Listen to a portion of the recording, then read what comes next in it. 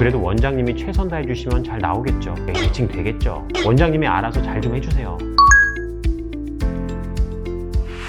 안녕하세요. DI 성형외과 닥터눈코익 정현희 원장입니다. 지난 편에 이어서 코성형 부작용을 겪지 않는 방법에 대해서 알아보도록 하겠습니다.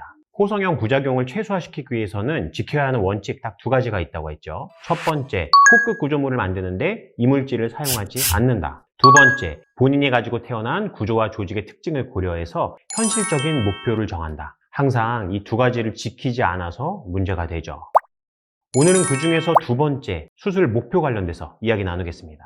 두 번째 원칙은 환자분의 과한 욕심으로 인해서 지켜지지 않게 됩니다. 왜냐? 사실 높은 목표를 달성하려면 많은 노력이 필요하게 되고, 게다가 추가적인 수술 합병증 리스크가 발생하기 때문에 의사 입장에서는 그걸 원하는 사람이 단 한 명도 없습니다. 그래서 수술 목표를 정하는 과정은 환자분의 미용적인 욕구와 불가능한 욕구를 현실화하려는 의사 간의 밀당이라고 감히 말씀드릴 수 있겠습니다. 미용 성형 수술의 목적은 이상적인 모양으로의 완성이 아니라 본인이 가지고 태어난 모습에서 이상적인 모양을 향해서 개선 노력을 하는 것입니다. 안타깝지만 골격이나 다양한 이유로 이상적인 모양이 되기 어려운 분들이 현실적으로 많습니다. 상담하러 오셔서 그리고 수술 받으시면서 환자분께서는 저도 완벽한 모양 원하는 게 아니에요. 저도 완벽히 대칭이 되기를 원하는 게 아니에요. 이렇게 말씀들을 하시죠. 근데 좀 더 자세히 이야기를 나누다 보면 그래도 원장님이 최선 다해 주시면 잘 나오겠죠. 대칭 되겠죠. 원장님이 알아서 잘 좀 해주세요. 이러시면서 결국에는 한계점이나 단점을 받아들이지 못하고 불가능한 욕심을 달성하기 원하시는 마음으로 같은 요구사항을 계속 되풀이해서 말씀하시는 분들이 많습니다. 심지어 이전에 시행착오를 겪었음에도 불구하고 그 욕심을 버리지 못하고 다시 실수를 되풀이하시는 분들도 만나 뵙게 됩니다. 물론 그 마음은 충분히 이해하죠. 하지만 불가능한 목표를 위해 노력하다가 오히려 부작용이나 다른 문제가 발생해서 그렇게 수술 받으신 걸 후회하게 될지도 모릅니다. 첫 번째,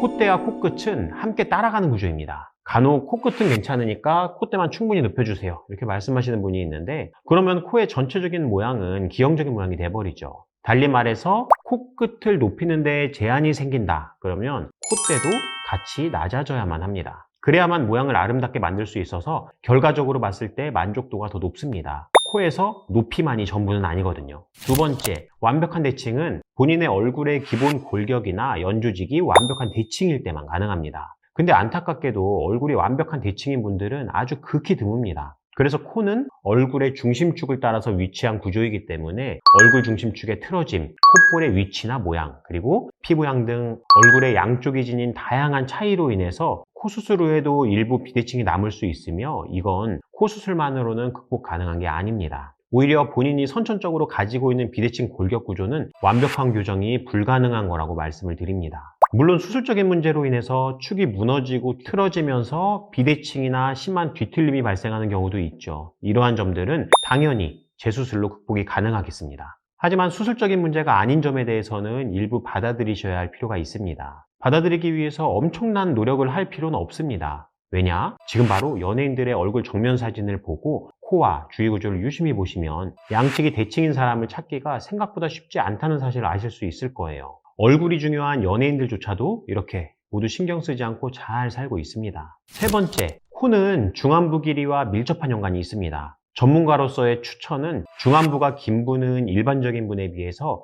이상적인 모양으로 만들었을 때 코가 상당히 크고 긴 느낌이 날 수 있기 때문에 입체감을 일부 포기하고 콧대를 덜 높이실 것을 권해드리는 바입니다. 하지만 일부 환자분들은 그 입체감을 포기하기 싫어하는 경우도 있죠. 그러면 반대로 코가 크고 길어 보이는 것을 받아들이셔야 하겠죠. 이러한 이유로 미용적인 목적의 수술에는 정답이 없고 개인의 취향이 관여돼야만 합니다. 의사 선생님에게 정답을 찾으시기보다는 본인이 원하는 교정 목표나 취향을 고려해서 본인의 한계점 내에서 목표를 일부 조정해 나가는 과정이 필수적입니다. 무조건 이상적인 목표만을 향해서 모든 것을 맞추려고 한다면 결코 답을 찾을 수가 없을 것이고, 수술 결과에 있어서도 생각지 못한 이상한 결과로 인해서 불만족하시고 재수술을 고민하시게 되실 수 있습니다. 실제로 재수술에 있어서 이런 분들 많이 계십니다. 그래서 결론은 상담 과정을 통해서 자신의 얼굴 구조의 특징을 명확하게 파악하고 현실적인 한계점 내에서 실현 가능한 목표를 설정하되 그 안에 본인이 가지고 있는 취향을 잘 녹여내서 목표를 정하는 것이 좋고, 성형수술의 목표는 100점이 아닌 자기 자신이 가지고 태어난 얼굴 틀에서 최선의 결과,